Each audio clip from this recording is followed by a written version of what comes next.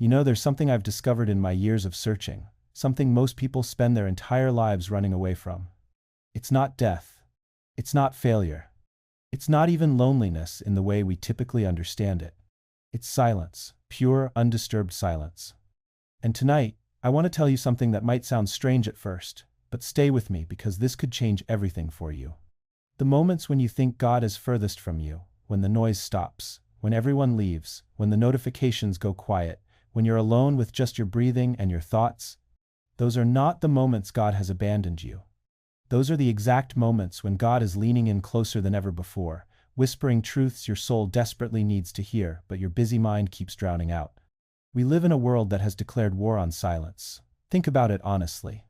When was the last time you sat in complete silence for even 5 minutes without reaching for your phone, without turning on music, without calling someone, without doing anything to fill that space? Most people cannot remember. And that's not an accident. From the moment we wake up, we're taught that silence is the enemy. Silence means you're alone. Silence means you're not productive. Silence means something must be wrong. So we fill every gap, every pause, every quiet moment with noise. Any noise. It doesn't even have to be good noise. Just something, anything, to avoid being alone with ourselves. But I'm going to share something with you that the ancient sages knew, that every enlightened soul throughout history has discovered, and that modern people have almost completely forgotten. Silence is not empty. Silence is not absence. Silence is the fullest presence you will ever experience. It is in silence where God speaks. Not in the thunder, not in the earthquake, not in the fire of spectacular miracles and dramatic signs, but in the still, small voice that can only be heard when everything else finally stops. I remember when I first truly understood this. It wasn't in a temple surrounded by incense and rituals, though those have their place and beauty. It was during a period of my life when I had nothing. And I mean nothing. No money, no certainty, no clear path forward. I was sitting by the ocean at Cape Comorin, at the very southern tip of India, where 3 seas meet. I had swum out to a rock, and I sat there alone as the sun began to set. At first my mind was screaming with worry, with questions, with fear about the future. But gradually, as I sat there with nowhere to go and nothing to do but be, something shifted. The noise inside me began to quiet, and in that quieting, I heard something I had been too busy to hear before. Not a voice with words, exactly, but a knowing. A deep certainty that rose from somewhere beyond my thinking mind. Everything I needed to know, everything I needed to become, was already there inside me, waiting patiently for me to stop talking long enough to listen. That night changed my life because I realized I had been searching outward for something that could only be found inward, and I had been searching with noise for something that could only be found in silence. The morning after that silent vigil, I walked through the streets of Calcutta with different eyes. The noise was still there, the vendors calling, the rickshaw bells ringing, the endless hum of humanity pressing against itself, but I was no longer drowning in it. There was a space inside me now, a quiet room I had discovered, and I could retreat there even as the chaos swirled around me. This is what they don't tell you about silence. They make it sound like an absence, like emptiness, like nothing. But silence isn't nothing. Silence is the canvas upon which everything else is painted. It's the pause between musical notes that gives the melody meaning. Without silence, music is just noise. Without stillness, movement has no reference point. Without darkness, we wouldn't know what light is. And here's what I want you to understand. Your mind, right now, in this very moment, is creating more noise than the entire world outside could ever generate. Think about it. You're hearing my words, yes, but simultaneously, your mind is judging them, comparing them to other things you've heard, planning what you'll do after this video ends, remembering something that happened yesterday, worrying about something that might happen tomorrow, wondering if you left the stove on, replaying that conversation where you should have said something different, rehearsing conversations that haven't happened yet, building entire fictional scenarios, commenting on itself, commenting on its own, commenting. This is the tyranny we live under. Not the tyranny of kings or governments, but the tyranny of our own unexamined thoughts. I remember asking my master, Ramakrishna, how do I quiet my mind? He looked at me with those eyes that seemed to see straight through all pretense, and said something I didn't understand for years. You don't quiet the mind. You discover the silence that was already there before the mind began its noise. At first I thought he was being cryptic, playing the mystical sage, but he wasn't. He was pointing to something precise, something you can verify right now if you're willing to try. Between one thought and the next thought, there's a gap. It's microscopic, barely noticeable, but it's there. That gap is your original nature. That gap is who you really are. Everything else, every thought, every opinion, every fear, every desire, is something that appears in that space, stays for a moment, and disappears again. You are not your thoughts. You are the awareness in which thoughts appear. Let that sink in for a moment. You are not the voice in your head. You are the one who hears the voice. You are not the emotion that rises. You are the space in which emotion moves. Just as the sky is not disturbed by the clouds that pass through it, you, your true self, is not disturbed by the thoughts and feelings that pass through you. But we've become so identified with our thoughts that we think we are them. Someone insults you, and you say, "I am angry." No anger is present. There's a difference. The ocean is not the wave. The wave appears in the ocean, rises, falls, and dissolves back into what it always was. Your anger, your joy, your fear, your excitement, all waves. And you? You are the ocean, vast and deep and fundamentally undisturbed. This isn't philosophy. This isn't belief. This is direct observation. But you can only observe it in silence.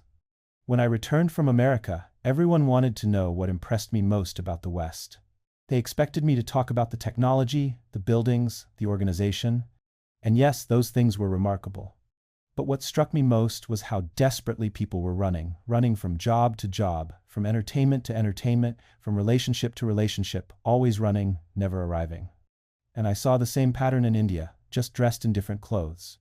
We were running too. Running toward enlightenment, running toward God. Running toward success, running away from suffering. Always running. And I realized, you cannot run toward peace. The moment you run, you've already left it behind. Peace isn't a destination, it's what you discover when you stop traveling. You see, most people treat peace like a commodity, something to acquire, something to add to their collection of achievements. I will be peaceful when I get this job. I will be peaceful when I find the right person. I will be peaceful when I finally have enough money. But peace isn't a trophy. It cannot be won. It cannot be purchased. It cannot be bargained for. I'll tell you what peace actually is. It's the absence of resistance. That's all. Nothing mystical, nothing complicated. You suffer not because life is hard, but because you resist life being hard. You suffer not because people disappoint you, but because you resist the truth that people are imperfect. You suffer not because things change, but because you resist the nature of existence itself. Think of a river. When water meets a rock, does it stop? Does it complain? Does it hold a conference to discuss the injustice of obstacles? No.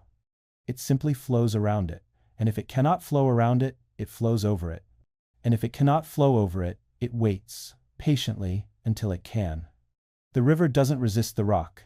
That's why the river always reaches the ocean. That's why the river is always at peace. But you? You meet one obstacle and you plant your feet. You cross your arms. You say, "This shouldn't be here. Life is unfair. Why me?" And while you're arguing with reality, the river flows past you. Time flows past you, life flows past you, and you wonder why you feel stuck. Here's what I learned in the Himalayas, sitting in caves where the only sound was my own breath. Suffering is optional. Pain, yes, pain is inevitable. Life will strike you, loss will find you. Disappointment will visit your door. But suffering? Suffering is what happens when you argue with what is. Suffering is the gap between your expectations and reality. Close that gap, and suffering disappears. I remember a farmer I met once in a village. His entire crop was destroyed by an unexpected storm. Everything gone. A year's work washed away in one night. I went to console him, expecting to find him in despair. Instead, I found him in his field, already preparing the soil for the next planting. I asked him, "How are you so calm? Everything is lost." He looked at me with eyes that had seen many seasons and said, "Swamiji, the storm came. The crop is gone. These are facts. Should I also destroy my peace? Should I also flood my mind? The storm took my wheat. Why should I let it take everything?" That man was wealthier than any king. He understood. What most never learn, you cannot control what happens, but you can control what you add to what happens. Life will bring storms. You don't have to become the storm. This is the practice. This is the path. Not to achieve some elevated state where nothing bothers you, but to stop adding fuel to the fire. To stop telling stories about how terrible everything is. To stop rehearsing your grievances. To stop feeding your fears. Every time you replay that argument in your mind, you suffer again. Every time you imagine future disasters, you suffer in advance. Every time you compare your life to someone else's, you suffer unnecessarily. You are doing this. Life isn't doing this to you. You are doing this to yourself. And the beautiful thing? The moment you see this clearly, you have a choice. Not a choice about what happens. A choice about what you do with what happens. You see, most people believe freedom means having no obstacles. But I have walked through enough of life to know obstacles are not the enemy of freedom. They are the testing ground of it. A river does not complain about the rocks in its path. It does not sit beside them and weep. It moves. It finds a way. Sometimes over. Sometimes around. Sometimes through. Carving the very stone that once seemed immovable. The river is not free because there are no rocks. The river is free because it knows its nature to flow. You are the same. When something blocks your path, a relationship that ends, a dream that collapses, a body that weakens, you have this choice. Will you become the stagnant pool, bitter and still, or will you flow? And here is what no one tells you about flowing. It is not about forcing. It is not about grinding yourself down in resistance. It is about understanding that your true nature cannot be blocked. Only your idea times of yourself can be blocked. If you think you are your job, losing your job destroys you. If you think you are your relationship, its ending devastates you. If you think you are your youth, aging terrifies you. But if you truly know that you are the consciousness experiencing all these things, then nothing can trap you. Nothing. I have seen people in palaces who were prisoners, and I have seen people in chains who were free. The difference was never in their circumstances. It was in their understanding. Let me tell you something about suffering. Suffering comes when you fight reality. Not the reality of what is possible, but the reality of what times is asterisk. You want the past to be different. You want this moment to be other than it is. You want people to behave the way you think they should. And in this wanting, in this resistance, you create your own cage. But the moment you accept what is not with defeat, but with clarity, something shifts. Acceptance is not giving up. Acceptance is stopping the war with reality so you can respond with intelligence instead of reaction. I am not saying tolerate injustice. I am not saying be passive in the face of wrong. I am saying, see clearly first. Stop wasting your energy denying what is true. Then, from that clarity, act with power. This is the secret every sage has known. You cannot control the wind, but you can adjust your sails. You cannot control other people, but you can master yourself. You cannot control events, but you can control your response. And your response, not the event, determines the quality of your life. Think of it this way. Two people lose everything in a fire. Same event. One person is destroyed, falls into despair, sees only loss. The other person grieves, yes, but then rebuilds. Finds unexpected strength. Discovers what truly matters. Same fire, different responses, different lives. The fire did not determine their fate. Their understanding did. So when I speak of liberation, I am speaking of this. The understanding that you are not a puppet of circumstances, you are the witness of circumstances. And from that witness place, you have immense power. Not the power to make everything pleasant, not the power to avoid pain, but the power to remain free within whatever comes. The power to choose your state of being regardless of external conditions. This is not easy. Let me be honest with you. This is perhaps the hardest work a human can undertake. Because it requires you to give up your favorite story, the story that you are a victim. The story that life is happening times to times you. That story feels true, it feels justified. And sometimes, it even feels comfortable, because it removes responsibility. If you are merely a victim, you do not have to change, you do not have to grow, you can simply blame and remain as you are. But you would not be here, listening to these words, if you were content to remain as you are. You are here because something within you refuses to accept mediocrity. Something within you knows not hopes, not wishes, but knows times that you were made for more than this half-lived existence. And that knowing is not ego. It is the voice of your true self, calling you home. But the journey home is not a gentle stroll through pleasant gardens. It is a pilgrimage through the desert of your own excuses, across the mountains of your accumulated fears, through the dark valleys where you have buried your dreams alive. Most people turn back at the first dune. They taste the sand in their mouth and say, "This is too hard. I will come back when the weather is better." But the weather is never better. The desert does not become a meadow simply because you wish it so. You must walk through it as it is, not as you wish it were. There is a teaching I once shared, perhaps you have heard it, perhaps not. I said, take up one idea, make that one idea your life. Think of it, dream of it, live on that idea. Let the brain, muscles, nerves, every part of your body be full of that idea, and just leave every other idea alone. This is the way to success. But success is not what most people think it is. Success is not the applause of the crowd. It is not the zeros in your bank account. It is not the monuments erected in your name. Success is becoming what you were always meant to be. Success is the alignment of your outer life with your inner truth. Success is waking each morning and recognizing yourself in the mirror, not the face, but the times behind the face. And this requires sacrifice. Not the sacrifice of your happiness, but the sacrifice of your comfort. Not the sacrifice of your joy, but the sacrifice of your numbness.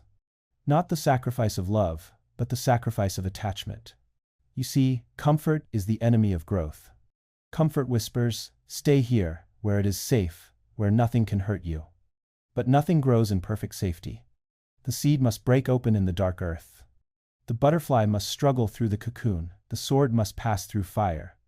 Without the breaking, without the struggling, without the fire, there is no transformation. You have been living in comfort for too long. Not material comfort, perhaps many of you struggle with money, with health, with circumstances beyond your control. But there is a comfort in complaint. A comfort in being the victim. A comfort in saying, this is just who I am, this is just how things are. That comfort is killing you. Slowly, silently, surely. Every day you choose it, you become smaller. Your world shrinks, your possibilities narrow. The fire within you dims, until one day you wake and realize you cannot remember the last time you felt truly alive. Is this what you want? Is this the life you dreamed of as a child, before the world taught you to dream smaller? I do not think so. I think you want to burn. I think you want to rise. I think you want to become so fully yourself that your very presence inspires others to shed their own false skins. But wanting is not enough. The world is full of people who want. Wanting is cheap. Wanting costs nothing and delivers nothing. Action is what matters. Decision is what matters. The moment when you say, enough, today I begin, not tomorrow, not when conditions are perfect, not when I feel ready, today. And what do you begin? You begin with one step. Not the whole journey, just the next step. You begin with one truth spoken aloud, even if your voice shakes. You begin with one fear faced, even if you face it poorly. You begin with one morning where you rise before comfort tells you to stay in bed. You begin with small rebellions against your own mediocrity. And here is what I have witnessed, what I know to be immutably true. Asterisk, asterisk, the universe rewards motion, not perfection. Asterisk, asterisk, it rewards the stumbling step forward over the paralyzed pursuit of flawlessness. There was a student who came to me once, paralyzed by the magnificence of his own vision. He wanted to build schools for the poor, to illuminate thousands of minds, a beautiful dream. But he sat frozen, waiting for the perfect plan, the perfect funding, the perfect moment when all conditions aligned like stars in some cosmic prophecy. I told him, teach one child. Today, under a tree if you must, with chalk on stone if that's all you have. He protested, what difference could one child make against an ocean of ignorance? And I answered, to that one child, you are not a drop in the ocean. You are the entire ocean in a drop. He taught one child. Then that child brought another. Within a year, 20 students sat beneath that tree. Within 5 years, a school stood where the tree had been. Not because the conditions became perfect, but because he stopped waiting for permission from the universe and gave it to himself. Asterisk, asterisk, your readiness is not a feeling, it is a decision followed by action.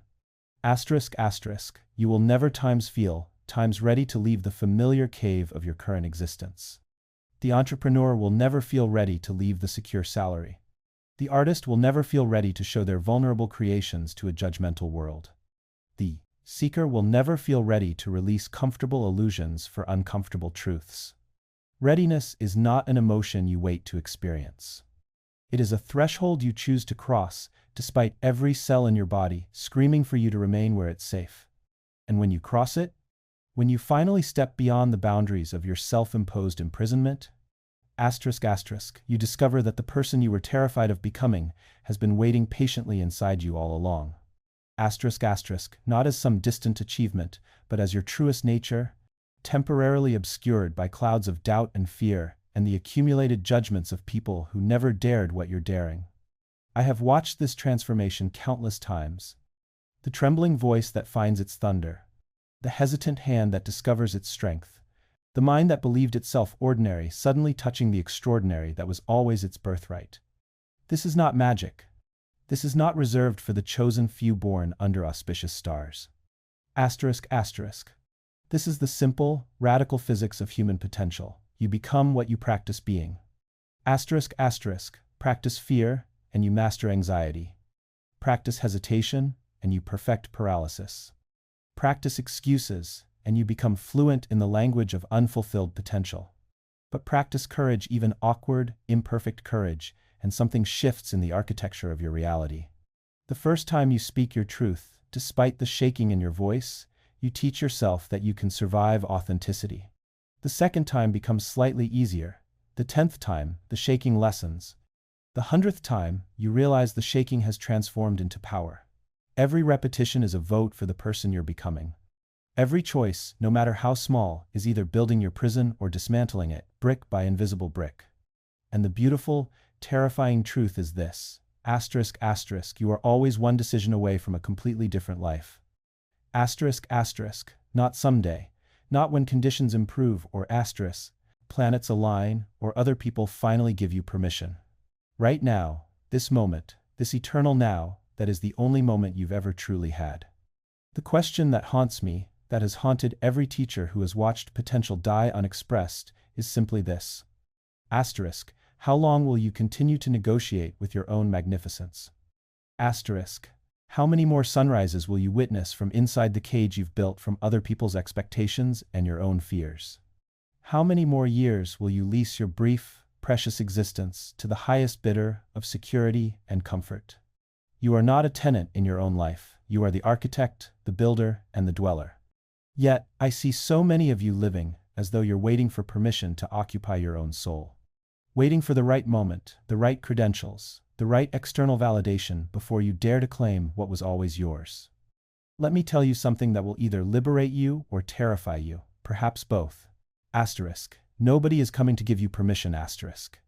No authority figure will descend from the heavens and tap you on the shoulder and say, "Now you may become who you were meant to be." The world is not organized around your awakening, it is organized around your compliance.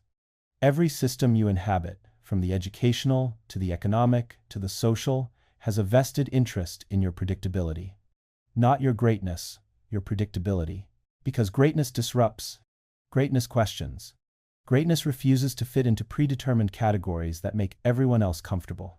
I think of the great souls throughout history, the ones we now celebrate and erect statues to honor, and I am struck by a painful irony. Nearly every single one of them was ridiculed, rejected, or reviled in their own time.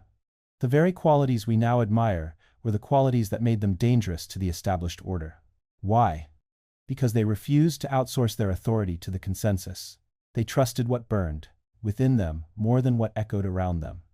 And here is the terrible truth. If you wait for society's approval before you step into your authentic power, you will wait forever. Because society's approval only comes times after times you've already succeeded despite its disapproval. The validation you crave arrives only as a reward for ignoring its absence. Think about this paradox. We are told to be ourselves, to follow our dreams, to dare greatly. Yet the moment anyone actually does it, the moment someone actually breaks from the script and ventures into uncharted territory, what happens? Judgment, skepticism, concern disguised as care. Are you sure about this? What about stability? What will people think?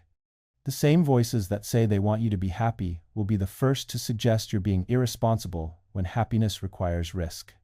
I'm not saying abandon wisdom or act recklessly. I'm saying recognize that fear often masquerades as prudence, and comfort often disguises itself as contentment. There is a difference between being thoughtful and being paralyzed.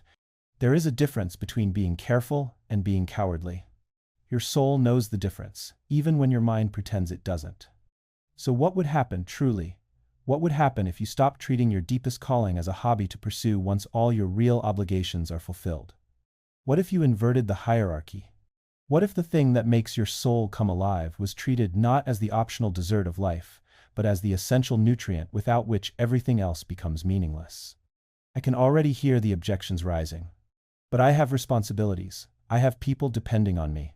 I can't just abandon everything to chase some fantasy. And I say, who told you it's fantasy? Who convinced you that what stirs your soul is less real than what pays your bills? And whoever said that honoring your truth requires abandoning responsibility? The greatest gift you can give to those who depend on you is not your martyrdom, it is your aliveness. Children don't need perfect parents who sacrificed every dream. They need authentic parents who showed them what it means to live with courage. Partners don't need someone who stayed out of obligation. They need someone who chose them from a place of wholeness, not neediness.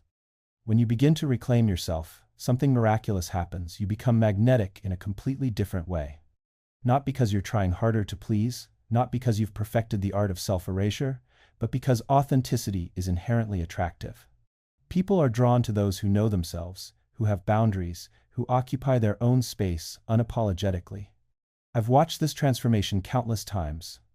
The woman who spent 20 years shrinking herself suddenly stands tall, and her teenage daughter, who once rolled her eyes at every word, begins to seek her counsel.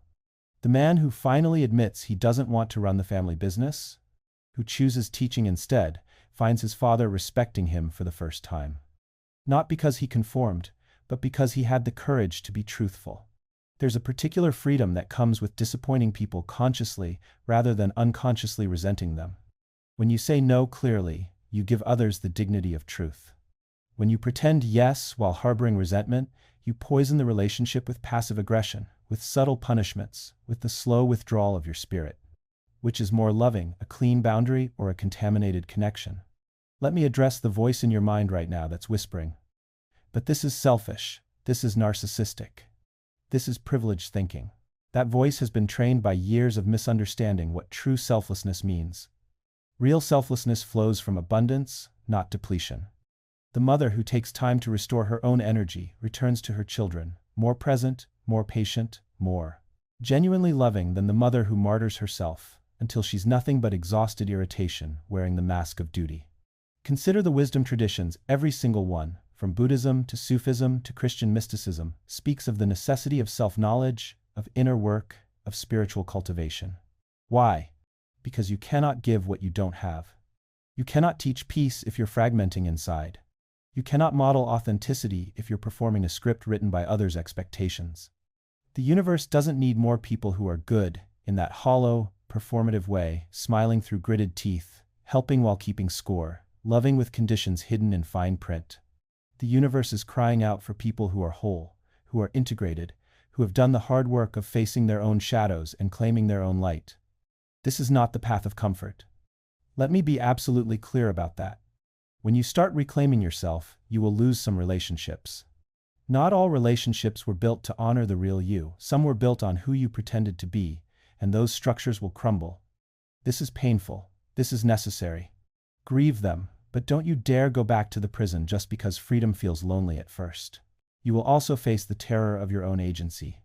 When you can no longer blame others for your choices, when you can no longer hide behind obligation, you stand naked before the responsibility of your own life.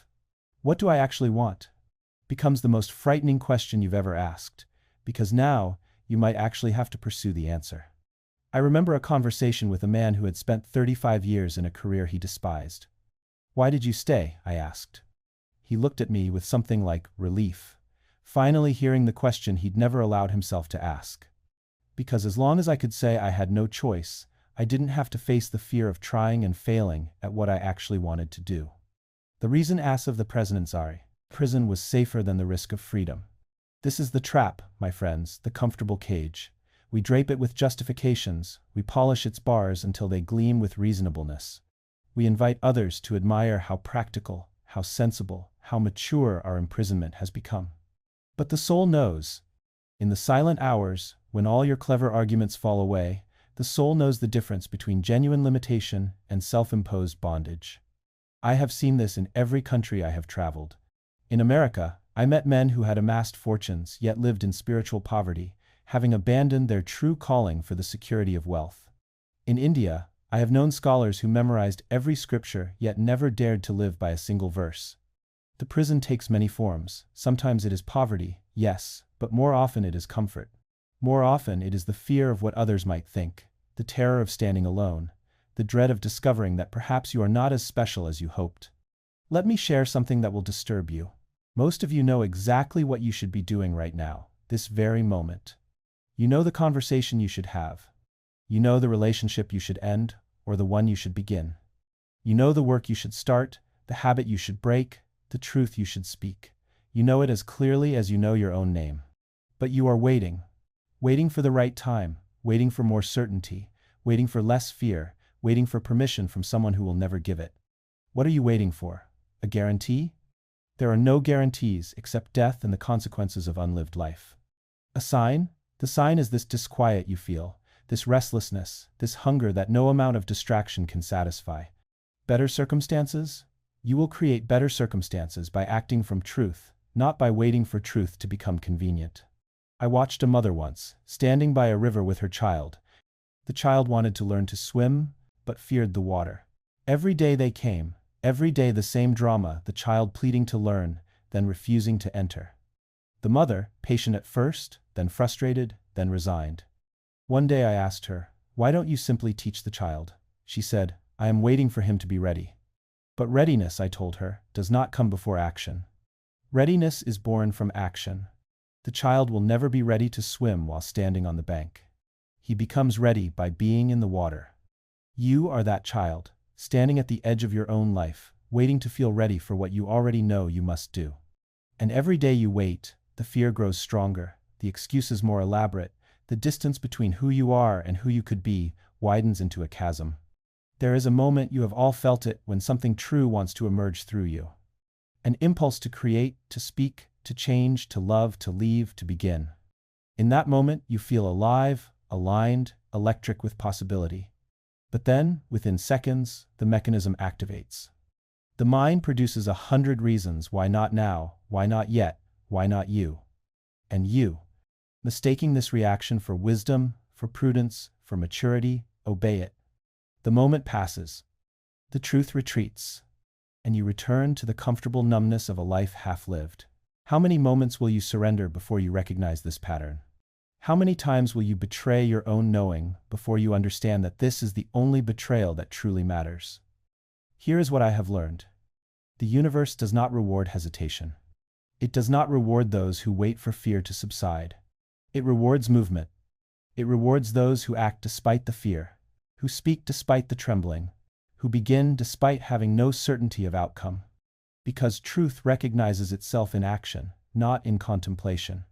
You think courage means the absence of fear. This is childish understanding.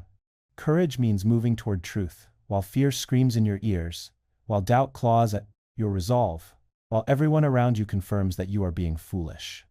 When I walked through the streets of Chicago, preparing to address the Parliament of Religions, I carried with me the weight of an entire civilization.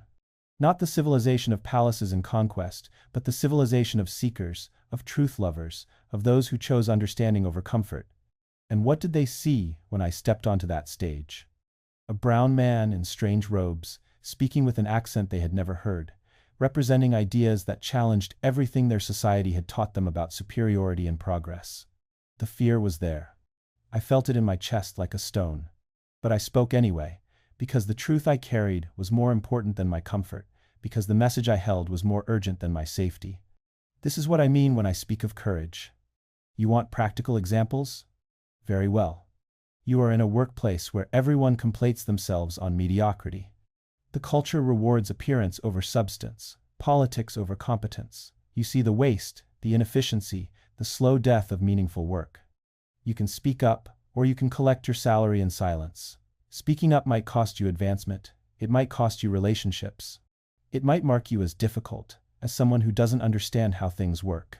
But silence costs you something far more valuable. It costs you your self-respect. It costs you the ability to look yourself in the eye. It costs you the very thing that makes you human, your capacity to stand for truth, regardless of consequence. You are in a relationship, family, friendship, romance, where you have become smaller than you are, where your dreams are treated as foolishness, your ambitions as selfishness, your growth as betrayal. You can stay and shrink, or you can speak honestly and risk everything. The conventional wisdom tells you that sacrifice for relationship is noble. But what kind of sacrifice? To sacrifice your ego, your pettiness, your demands, this is growth.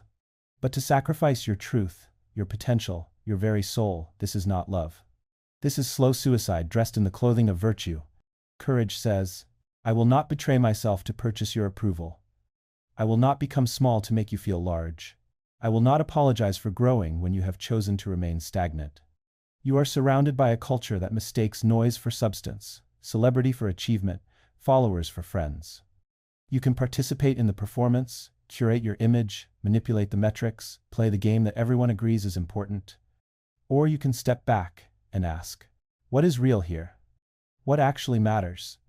What will remain when all the noise fades to silence? This questioning is courage.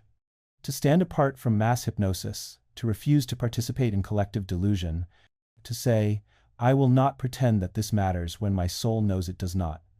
This requires a strength that most will never develop. The coward looks at courage and sees recklessness. The comfortable look at courage and see disruption. The settled look at courage and see threat. This is why courageous people are rarely popular in their own time. Society does not reward those who expose its comfortable lies. But here is what you must understand. The approval of sleepers is worthless. The validation of the unconscious means nothing. You do not need permission from those who have never risked anything to live a life of significance. I have watched people waste decades waiting for permission that will never come, seeking approval from those who are incapable of giving it, trying to earn recognition from systems designed to keep them small. Stop waiting. The permission you seek must come from within. The approval that matters is the approval of your highest self. The recognition that transforms you is the recognition that you have lived according to truth rather than convenience. Courage is not a feeling you experience before action. Courage is the decision you make despite the feeling. The fear remains. The doubt persists. The risk is real. But you move anyway, because something within you knows that movement toward truth is the only movement worth making. This is the fourth pillar. Without it, all philosophy becomes mere decoration. All wisdom becomes comfortable theory. All potential remains forever unrealized.